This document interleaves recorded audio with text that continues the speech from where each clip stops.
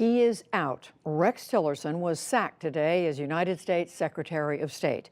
The president fired him after 14 months of a rocky relationship and a long list of policy disputes. Rex and I have been talking about this for a long time.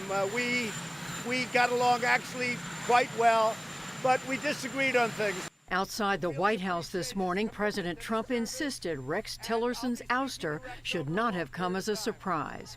I actually got along well with Rex, but really it was a different mindset. It was a different thinking. Tillerson had just returned from a trip to Africa Tuesday morning when he got the word. An aide said in a statement that, in fact, Tillerson had every intention of staying. But he added the secretary did not speak to the president and is unaware of the reason. Within hours, that official, Undersecretary of State Steve Goldstein, was himself fired. Later, Tillerson emerged to say he did have a phone call this afternoon from the president and to spell out just how abrupt the changeover will be.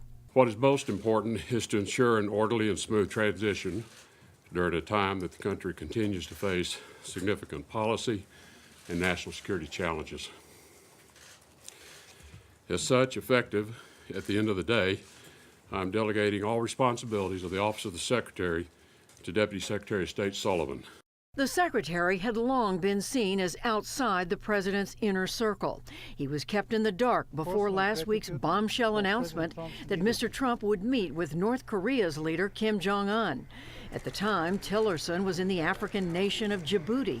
In all honesty, it came as a little bit of a surprise to us as well. The president reaffirmed today that he did not consult his Secretary of State about the Kim meeting.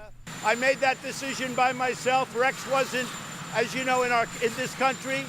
I made the North Korea decision with consultation from many people, but I made that decision by myself. Last fall, the president had dismissed Tillerson's push for diplomacy with the North, saying he was wasting his time. The two men were also at odds over Russia. Just last night, Tillerson warned that if Moscow engineered the poisoning of a former Russian spy in Britain, it was, quote, certain to trigger a response.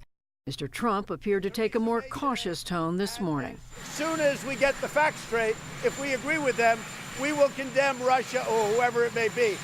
The Iran nuclear agreement was yet another point of contention. Tillerson argued for staying in the deal while the president pushed to tear it up. When you look at the Iran deal, I think it's terrible. I guess he thought it was okay.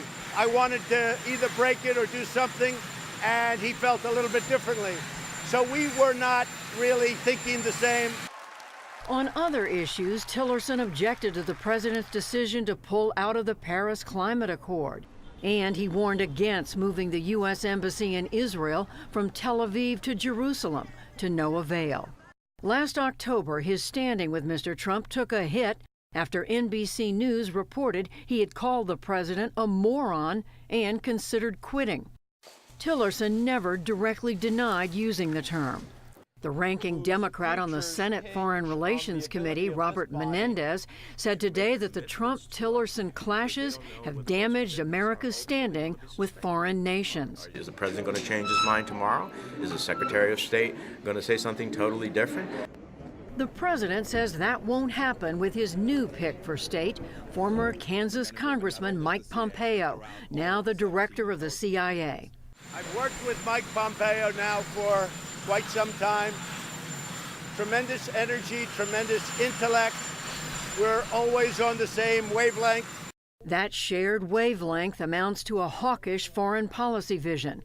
Pompeo opposes the Iran nuclear deal, supports keeping Guantanamo Bay open, and he has said the U.S. will give no concessions to North Korea. The Republican chair of the Senate Foreign Relations Committee, Bob Corker, says he needs to get to know Pompeo. I've never really had much, if any, dealings with him. I'm not sure we've even met. If he's confirmed, Pompeo will also confront a troubled workforce. Tillerson presided over efforts to cut almost a third of the State Department budget. In turn, the Foreign Service has lost 60% of its career ambassadors during the Trump administration. The ambassadorship to South Korea remains unfilled. And the ambassador to Mexico announced her resignation. Tillerson today claimed progress on North Korea, Syria, and Iraq. At the CIA, the president's choice to replace Pompeo, Deputy CIA Director Gina Haspel, would become the first woman to lead the agency. She is certain to face tough questions at her confirmation hearing. In 2002, Haspel ran a secret so-called black site prison for terrorism suspects and later destroyed evidence of waterboarding. Pompeo has also defended the CIA's use of torture. His confirmation hearing will be held in April.